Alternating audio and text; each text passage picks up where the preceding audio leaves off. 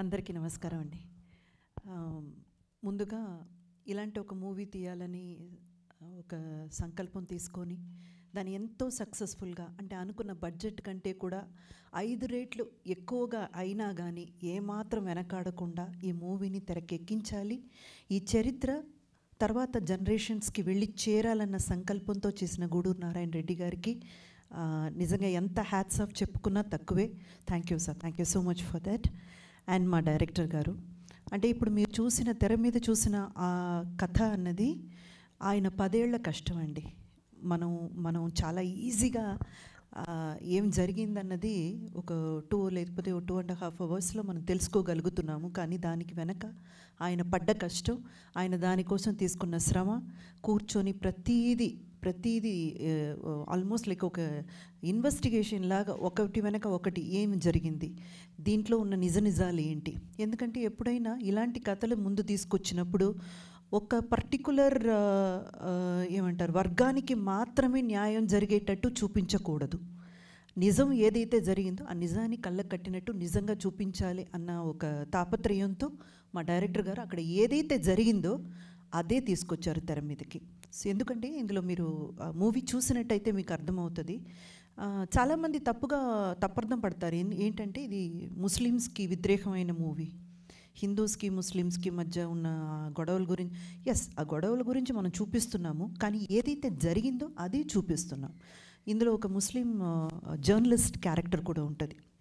ఆ particular journalist character అక్కడ జరిగేటువంటి దాని మీద అంతా, అంటే రజాకర్స్ ఏదైతే చేస్తున్నారో దాని మీద పోరాటం చేసేటువంటి ఒక ముస్లిం క్యారెక్టర్ కూడా పెట్టారు. అండ్ మూవీలో కూడా చూసారంటే 6th నిజాం అయినటువంటి మెహబూబ్ అలీ ఖాన్, ఆయన క్యారెక్టర్ ఎంత మంచి క్యారెక్టర్, ఎంత మంచి పనులు చేశారు ఈ సమాజానికి అనేది కూడా చూపించుంటారు. అంటే ఎవరిని కించపరచడానికో లేకపోతే వాళ్ళకి వ్యతిరేకంగా ఈ మూవీ తీయాలన్న థాట్ అయితే లేదు మా డైరెక్టర్ గారికి. కానీ ఈ ఒక పోరాటం అన్నది తప్పకుండా నెక్స్ట్ జనరేషన్కి వెళ్ళి చేరాలి, వాళ్ళకి తెలియాలి. సో ఈ ఒక ప్రయాణంలో మనమందరం అర్థం చేసుకోవాల్సింది ఏంటంటే ఈ మూవీ తప్పకుండా మనం ఎందుకు చూడాలి. ఓటీటీ ప్లాట్ఫామ్లో రావడం నాకు నిజంగా చాలా చాలా సంతోషంగా ఉందండి. ఎందుకంటే థియేటర్లకు వెళ్ళే ఆడియన్స్ ఇప్పుడు తక్కువైపోయారు.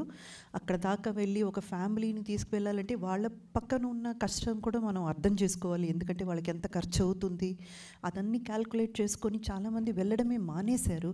కానీ ఇలాంటి ఒక మూవీ ఓటీటీ ప్లాట్ఫామ్లో వచ్చినప్పుడు ఇంకా చాలామందికి వెళ్ళి చేరేటువంటి అవకాశం ఉంది. అది నాకు చాలా సంతోషంగా ఉంది.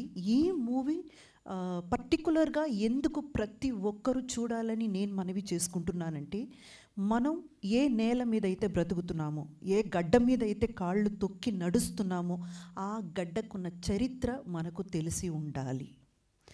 ఇది తెలియకపోతే ఈ గడ్డ మీద బతికే అవకాశం కానీ అర్హత కానీ మనకెవరికి లేదు. సో దయచేసి ప్రతి ఒక్కరు ఈ మూవీ చూడండి. నేను ప్రతి ఒక్కరని చెప్పినప్పుడు అందరినీ కలుపుకుని చెప్తున్నాను. హిందూస్ కాదు, ముస్లిమ్స్ కాదు, క్రిస్టియన్స్ కాదు, ప్రతి ఒక్కరు ఈ మూవీ ఒక చరిత్రగా చూడండి, ఒక హిస్టారికల్ ఇన్సిడెంట్గా చూడండి. ఎందుకంటే ఈ మూవీకి సంబంధించినంత వరకు ఇది తెర మీదకి ఎక్కించాం కాబట్టి నేను మూవీ అని చెప్తున్నాను, కానీ it's a documentation, it's a document అండి. ఎప్పటికైనా తెలంగాణ గురించి, తెలంగాణలో జరిగిన పోరాటం గురించి, నిజాంలకి రజాకర్స్ గురించి ఎవరైనా ఏదైనా తెలుసుకోవాలి అని అనుకుంటే ఈ మూవీ చూస్తే చాలు. మీకు ప్రతి నువాన్సెస్ని మా డైరెక్టర్ గారు చాలా చాలా క్లిష్టంగా కూర్చొని ఇక్కడ తీర్చిదిద్దారనమాట. ఈ మూవీ చూస్తే సరిపోతుంది. అందుకని మీరు ప్రతి ఒక్కరూ తప్పకుండా ఈ మూవీని ఓటీటీలో చూడాలని నేను మళ్ళీ రిక్వెస్ట్ చేస్తున్నాను.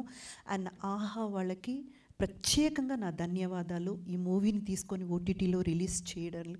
అండ్ నాకు సంబంధించినంత వరకు ప్రమోషన్స్లో కానివ్వండి, ఈ మూవీ రిలీజ్ అయినప్పుడు కానివ్వండి, ప్రతి ఒక్క ఇంటర్వ్యూలో కానివ్వండి, నాకు నా కెరియర్లో నేను మర్చిపోలేని మెమరబుల్ క్యారెక్టర్ ఏదైనా ఉందంటే అది ఐలమ్మ. ఎందుకంటే అంత గొప్ప క్యారెక్టర్. నన్ను చూడగానే ప్రతి ఒక్కరు చెప్పేది ఏంటంటే మీరు గ్లామర్గా ఉంటారు, మీరు గ్లామరస్ పాత్రలు అంటే హీరోయిన్గా వర్క్ చేసినప్పుడు కూడా గ్లామర్ హీరోయిన్ కిందే గుర్తించారు. గ్లామర్ పాత్రలు చేశాను. ఆ తర్వాత కథా పాత్రలు మంచి కథకి సంబంధించిన నాయకిగా నేను చేసినా కూడా నన్ను అందంగా ఉంటారని ఆ ఒక్క కోణంలోనే చూశారు. కానీ నిజంగా నాకు అర్థం కానిది ఏంటంటే ఈ ఐలమ్మ క్యారెక్టర్లో ఇంత గ్లామరస్గా అంటే ఒక వ్యవసాయం చేసి బ్రతికే ఒక కూలి పనిచేసే ఒక ఆడదిగా డైరెక్టర్ గారు నన్ను ఎలా ఆలోచించారు, ఆ డైమెన్షన్లో ఎలా నన్ను తీసుకురావాలని ఆయనకు ఐడియా ఎలా వచ్చిందో నిజంగా నేను రుణపడి ఉంటాను సత్యనారాయణ గారు. ఎందుకంటే అలాంటి ఒక పాత్ర ఏ ఆర్టిస్ట్కైనా ఒక వరం అంతే. ఐలమ్మ అన్న ఆ పేరుకున్నటువంటి ఇంపార్టెన్సు నేను ఈ ప్రమోషన్స్ కోసం తెలంగాణ అంటే కొంచెం లోతుగా వెళ్ళినప్పుడు ఇంటీరియర్ తెలంగాణలోకి వెళ్ళినప్పుడు నాకు అర్థమైంది ఆవిడ్ని ఎలా చూస్తున్నారంటే వీర మహిళగా కాదండి, ఒక దేవతలా చూస్తున్నారు. అంత గొప్ప పేరు ప్రఖ్యాతి ఉన్న ఒక క్యారెక్టర్ని నాకిచ్చి నిజంగా నా లైఫ్లో మర్చిపోలేని ఒక మంచి ఒక మూవీ ఇచ్చినందుకు thank you so much producer గారికి, డైరెక్టర్ గారికి. అండ్ ఎప్పటికీ నాకు ఒక మెమరబుల్ క్యారెక్టర్గా ఇది ఉండిపోతుంది.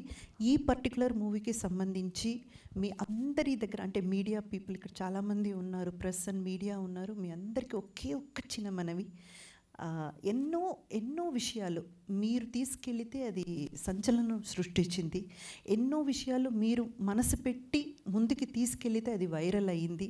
దయచేసి మా మూవీని కూడా ఎంతవరకు నెక్స్ట్ జనరేషన్కి తీసుకెళ్ళగలరో మీ ప్రయత్నం అయితే మీరు పెట్టండి. Thank you so much.